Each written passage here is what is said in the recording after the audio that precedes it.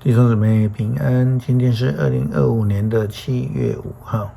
今天的经文是诗篇66篇第1节到第9节，撒迦利亚书14章第10节到21节，路加福音第9章第1节到第6节。今天要跟大家分享的主题是得着能力。耶稣基督复活之后，要门徒等候，不要冲动，要等候圣灵的降临。他说，圣灵降临在你们身上，你们就必得着能力。这是记载在使徒行传第1章第8节的经文。门徒们以后受呼召的人，必要得到上帝的能力，圣灵的能力，然后呢，就能够去受上帝的差遣，去为主做工。门徒是如此，旧约的先知也是如此。撒迦利亚书14章第10节到21节说道，从北边的迦巴到耶路撒冷南边的临门，整个地区都要削平，成为平地。耶路撒冷将高过周围的地，城将便雅悯门伸展到角门。这地方以前有个旧门，从哈南叶楼到王家酒榨，人民将在耶路撒冷安居乐业，不再被歼灭危险。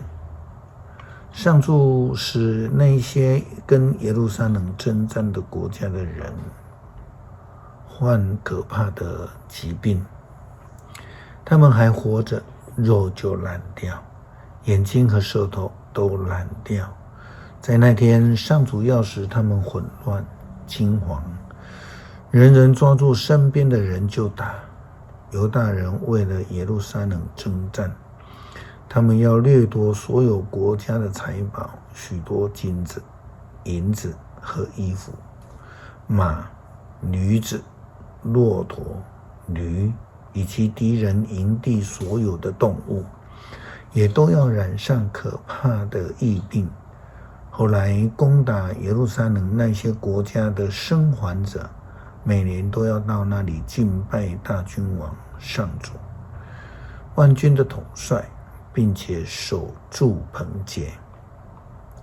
如果有哪一个国家不去敬拜大君王上主、万军的统帅，雨水就不降在他们的土地上。如果埃及人不去守住棚节，上主就要使他们得疫病。不上去守节的列国也将得到同样的疾病。如果埃及和其他国家不守住棚节，就要受这样的惩罚。在那天，连马的铃铛也要刻上圣化归上主这句话。圣殿里的锅也要像祭坛前面的碗一样是圣的。所有在耶路撒冷和犹大的锅都要圣化归上主，作为敬拜上主万军统帅之用。献祭的人要用他们来煮祭肉。在那一天，上主万军的统帅圣殿里不再有做买卖的人。耶稣基督他传福音的期间，召集了12个使徒，并且赐给他们能力以及权柄，来制服魔鬼的能力。在路加福音第9章第1节到第6节，经文这样说道，耶稣召集了12使徒，赐给他们赶鬼和医治疾病的权柄，然后派遣他们出去传扬上帝国的信息，并且医治病人。他对门徒说，你们在路上的时候，什么东西都不用带，不带手杖，不带旅行袋，不带食物和钱，也不需要有2件内衣。无论到什么地方，那一家愿意接待你们，你们就住在那里，直到离开那地方。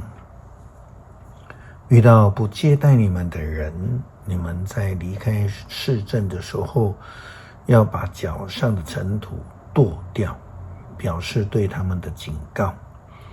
门徒就出去走遍各村镇的传福音，到处治病。得着能力不是为了要彰显自己，不是为了自己谋福利或是徇私，得着能力是为了要服从服侍主，要跟随主，并且将福音与人分享，将治病的救恩分享给所有需要的人。诗篇66篇第1节到第9节，万民要欢呼颂赞上主，要歌颂他的荣耀，要向他献赞美之词，要向上帝说，你的作为多么奇妙，因你浩大的能力，仇敌要向你投降，地上万民都要敬拜你，他们要颂赞你，歌颂你的尊名。来吧，来看上帝所做的大事，来看他在人间的奇妙作为。他把海变成陆地，使我们的祖先步行过去，我们在那里因他的作为欢乐。他以大能永远掌权，他的眼睛鉴察万国。叛逆的之徒啊，不可自高自大，万民啊，要颂赞我们的上帝。愿颂赞他的声音传遍四方，他保守我们的生命，使我们不至于跌倒。感谢主拣选我们，也提醒我们必须要等候圣灵亲自的临在，让我们领受圣灵的能力来跟随主，一并赶鬼，来帮助人，使人得益处，来亲近上帝。祷告奉主耶稣基督圣名求，阿们。